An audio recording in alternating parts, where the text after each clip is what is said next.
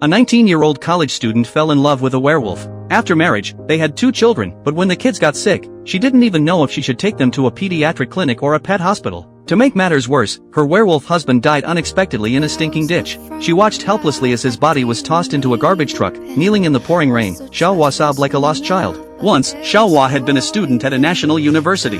Orphaned at a young age, she'd worked hard to get by, relying on scholarships and part-time jobs to cover her tuition and living expenses. Her life changed during an open lecture, where she met Xiajie, an auditor. He didn't have a textbook, yet he took notes diligently. Xiaohua thought this boy was different from anyone she'd met. He seemed cold and unapproachable at first, but she soon saw his kind heart, like the way he'd quietly help an elderly janitor carry supplies, or share his only sandwich with a stray cat. These little moments made Xiaohua develop a crush on him. She started bringing an extra textbook for Xiajie, and sneaking him into the library after hours to study.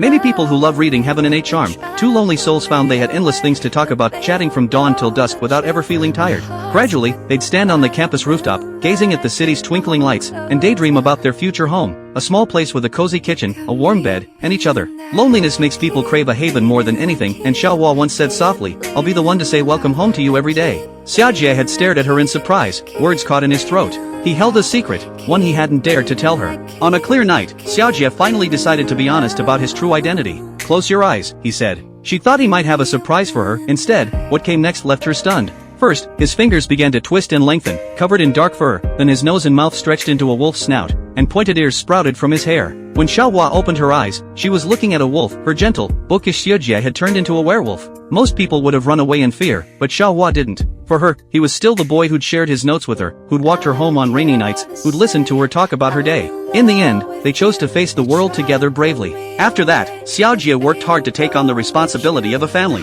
He got his driver's license and became a truck driver, shuttling between cities to make money. Their life was simple, but sweet. Xiajie would always bring back Xiaohua's favorite osmanthus cakes on his way home, and she'd stay up late waiting for him, warming a bowl of ginger soup to chase away the night chill. Before long, Xiaohua got pregnant. She'd planned to go to the hospital for a checkup, but stood frozen at the clinic door and quietly left. She was terrified. What if the doctors saw something abnormal in her baby? Would the child be human, a wolf, or something in between? Instead, she spent hours in the library, reading books on natural childbirth, determined to protect her baby on her own. Pregnancy was hard on her. Morning sickness hit her day and night, leaving her weak and exhausted. Only those who have been mothers can understand that kind of suffering. But Xiajie was always by her side. If he came home covered in dirt, it was because he detoured to a faraway market to buy her the fresh peaches she'd craved. If he fell asleep at the dinner table, it was because he'd worked double shifts to save money for the baby. To the rest of the world, he might have been a monster, but to Xiaohua, he was the most caring husband in the world. On a snowy night, their first child was born at home. They named her Xue, Snow. A year later, in spring, their second child arrived, a son they named Yu, Rain.